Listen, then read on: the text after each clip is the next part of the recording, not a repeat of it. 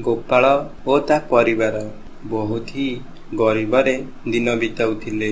ଗୋପାଳ ପରିବାରରେ ସ୍ତ୍ରୀ ମାଳତୀ ଓ ଗୋଟିଏ ଝିଅ ପୂଜା। ଏଇଠି ଶୁଣୁଛ କଣ ହେଲା? ଆଜି କିଛି କାମ ମିଳିଲା? ଝିଅ ଆମର ବାର ବାର ଖାଇବାକୁ ମାଗୁଛି, ଘରେ କିଛି ବି ତାକୁ ଦେବା ପାଇଁ ନାହିଁ। କଣ କହିବି ମାଳତୀ, ବହୁତ ଚେଷ୍ଟା କରୁଛି କେଉଁଠି ହେଲେ କିଛି କାମ ମିଳିଯାଉ, କିନ୍ତୁ କେହି ବି କିଛି କାମ ଦେଉନାହାନ୍ତି।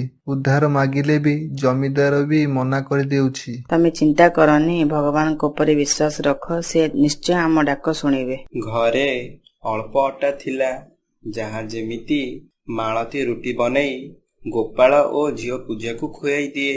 ବଳିଥିବା 2 ଖଣ୍ଡ ରୁଟି ସେ ନିଜେ ନ ଖାଇ କାଲି ସକାଳେ ଝିଅ ଖାଇବ ବୋଲି ରଖିଦିଏ ଓ ନିଜେ ମାଳତୀ ଭୋକରେ ପାଣି ପିଇ ଶୋଇପଡ଼େ। ହେ ପ୍ରଭୁ, କଣ କରିବି? ତମେ କିଛି ରାସ୍ତା ଦେଖାଅ।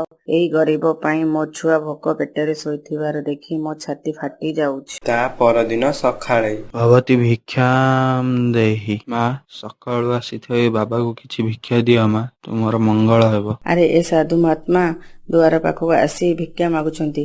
ମୁଁ ତାଙ୍କୁ ଦୁଆରରୁ ଖାଲି ହାତ ମନା କରି ହବନି। ଏଇ ନିଅ ବାବା, କାଲି ରାତିର ବାସି 2 ଖଣ୍ଡ ରୁଟି ଅଛି, ମତେ କ୍ଷମା କରିଦିଅ ବାବା।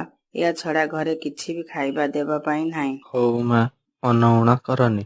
ଭଲ ମନରେ ଦାନ କଲେ ଭଲ ଫଳ ହିଁ ମିଳିଥାଏ। କେଜାଣି ବାବା, ଆମର ଭାଗ୍ୟ କାହିଁକି ବଦଳୁନି? ଗରିବ ହୋଇଥିବାରୁ କେତେ ଦିନ ଯାଏ ଛୁଆକୁ ଭୋକରେ ଦେଖିପାରିବି? ଏସବୁ ଦେଖି ମୁଁ ସହିପାରୁନି। ମା, ଭଲ କର୍ମ କରିଚାଲ, ଭଗବାନ ନିଶ୍ଚୟ ତୁମ ଦୁଃଖ ଦୂର କରିବେ। ତତେ ନିଷ୍ଠା ମନୋଭାବ ଓ ଭକ୍ତିର ସହ ପ୍ରଭୁ ଶିବଙ୍କର ଆସୁଥିବା ଶ୍ରାବଣ ମାସରେ ସୋମବାର ବ୍ରତ ରଖିବୁ ଓ ତୋ ସ୍ୱାମୀଙ୍କୁ ପ୍ରଭୁ ଶିବଙ୍କର କାଉଡ଼ି ଯାତ୍ରାରେ ଯିବାକୁ କହିବୁ। ଯେବେ ତୁମେ ଶ୍ରାବଣ ମାସର ସୋମବାର ବ୍ରତ ପୂରଣ କରିବ ଓ ସ୍ୱାମୀ ହାତରୁ ପବିତ୍ର କାଉଡ଼ି ଜଳ ପ୍ରଭୁ ଶିବଙ୍କୁ ଲାଗିବ, ଦେଖିବୁ ମା, ତୁମର ଦୁଃଖର ଦିନ ନିଶ୍ଚୟ ଦୂର ହୋଇଯିବ। କିନ୍ତୁ ବାବା, ବୋଲବମ୍ ଯିବା ପାଇଁ ହେଲେ ପଇସାର ଆବଶ୍ୟକ ପଡିଥାଏ, ସେ ସବୁ କେମିତି ହବ ବାବା? ଯଦି ପ୍ରଭୁ ମହାଦେବ ତତେ ମାର୍ଗ ଦେଖେଇ ପାରିଲେ, ତେବେ ପହଞ୍ଚେଇବା ଦାୟିତ୍ୱ ବି ତାଙ୍କର। ସାଧୁ ମହାତ୍ମା ଗଲା ପରେ ମାଳତୀ ଗୋପାଳକୁ ବୋଲବମ୍ ଯିବା ପାଇଁ କୁହେ।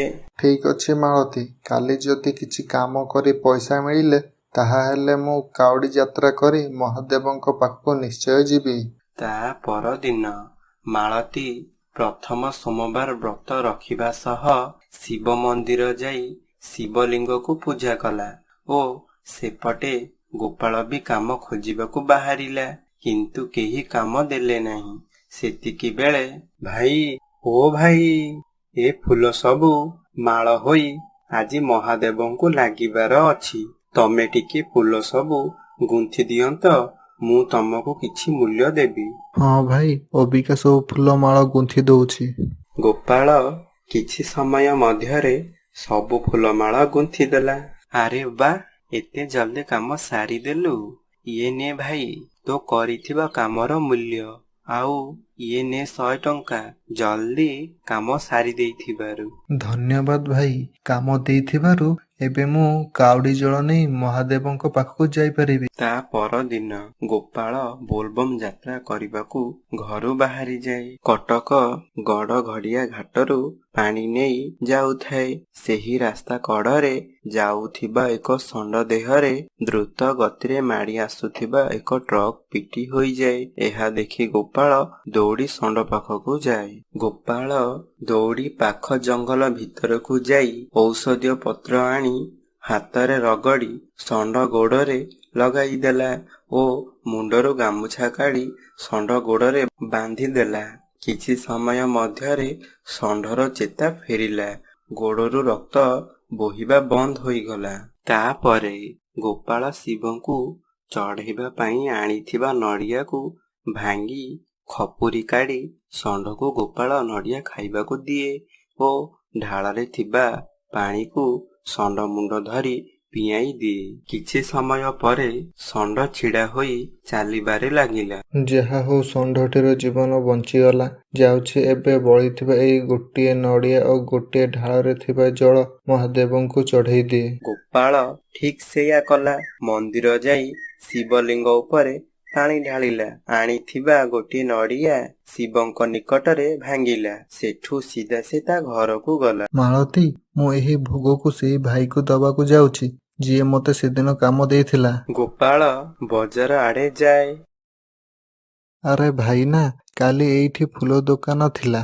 ଜଣେ ଭାଇ ଦୋକାନରେ ବସିଥାନ୍ତି, କାହିଁ ସେଇ ଫୁଲ ଦୋକାନ ଏଠାରେ ନାହିଁ ତ? ଆରେ ଏଇଠି ତ ଫୁଲ ଦୋକାନ ନଥିଲା ଭାଇ। ମୁଁ ଏଇ ବାଟରେ ସବୁଦିନ ଯିବା ଆସିବା କରେ। କେଜାଣି ଏସବୁ କ'ଣ ହେଉଛି ମୋ ସହ। ସେ ଫୁଲ ଦୋକାନ ସେ ଭାଇ ହଠାତ୍ କୁଆଡ଼େ ଗଲେ? ଗୋପାଳ ଘରକୁ ଆସି ମାଳତୀକୁ ସବୁ କଥା କୁହେ। ଏ ସବୁ ପ୍ରଭୁ ଭୋଳାନାଥଙ୍କର କୃପା ଥିଲା, କାରଣ ସେ ସମୟରେ ସେ ଭାଇ ତମର ସାହାଯ୍ୟ କରିବାକୁ ଆସିଥିଲେ। ଆଚ୍ଛା ମାଳତୀ, ଏତେ ସବୁ ନଡ଼ିଆ କୋଉଠୁ ଆସିଲା? ହଁ, ମୁଁ ତୁମକୁ କହିବାକୁ ଭୁଲି ଯାଇଥିଲି। ତମେ ସକାଳେ ବୋଲବମ୍ ଯିବା କିଛି ଘଣ୍ଟା ପରେ ଗୋଟିଏ ଷଣ୍ଢକୁ ନେଇ ଜଣେ ଶଙ୍କର ନାମର ବ୍ୟକ୍ତି ଆମ ଘରକୁ ଆସିଥିଲେ। ଆଉ କହୁଥିଲେ ତାଙ୍କ ଷଣ୍ଢର ରାସ୍ତାରେ ଦୁର୍ଘଟଣା ହୋଇଥିଲା। ତମେ କିଛି ଔଷଧୀୟ ପତ୍ର ଜଙ୍ଗଲରୁ ଆଣି ଷଣ୍ଢ ଗୋଡ଼ରେ ଲଗାଇଥିଲ, ଗାମୁଛା ବାନ୍ଧିଥିଲ ଓ ତମେ ପ୍ରଭୁ ଶିବଙ୍କ ପାଇଁ ନେଇଥିବା ନଡ଼ିଆ ଷଣ୍ଢକୁ ଖାଇବାକୁ ଦେଇଥିଲ ଓ କାଉଡ଼ି ଜଳ ଷଣ୍ଢକୁ ପିଆଇ ଦେଇଥିଲ। ସେଥିପାଇଁ ସେ ତମକୁ ଧନ୍ୟବାଦ କହି କିଛି ନଡ଼ିଆ ଉପହାର ଦେଇଛନ୍ତି। ହଁ ମାଳତୀ, ଏସବୁ ଘଟଣା ସତରେ ଘଟିଛି, କିନ୍ତୁ ସେଠାରେ କେହି ଜଣେ ବ୍ୟକ୍ତି ନଥିଲେ। ଗାଈ ପାଳିଥିବାର ଦେଖିଛି, ବଳଦ ପାଳିଥିବାର ବି ଦେଖିଛି, କିନ୍ତୁ ଷଣ୍ଢ ପାଳିଥିବାର କେବେ ଦେଖି ନାହିଁ କି ଶୁଣି ନାହିଁ। ତା ମାନେ କ'ଣ ସ୍ୱାମୀ ମହାଦେବ ଓ ନନ୍ଦୀ ମହାରାଜ କ'ଣ ଆମ ଘରକୁ ଆସିଥିଲେ? ଗୋପାଳ ସେତିକି ବେଳେ ନଡ଼ିଆ ଭାଙ୍ଗିଲା, ସେଥିରେ ସୁନା ମୁଦ୍ରା ବାହାରିଲା। ଗୋପାଳ ସବୁ ନଡ଼ିଆ ଭାଙ୍ଗୁଥାଏ, ସୁନା ମୁଦ୍ରା ଗଦା ହୋଇଯାଏ। ଦୁହେଁ ହାତ ଯୋଡ଼ି ପ୍ରଭୁ ଶିବଙ୍କୁ ପ୍ରଣାମ କଲେ। ପ୍ରଭୁଙ୍କ ନାମ ଧରି ନୂଆ ବ୍ୟବସାୟ କଲେ। ତାଙ୍କର ଖୁସିର ଦିନ ଫେରି ଆସିଲା।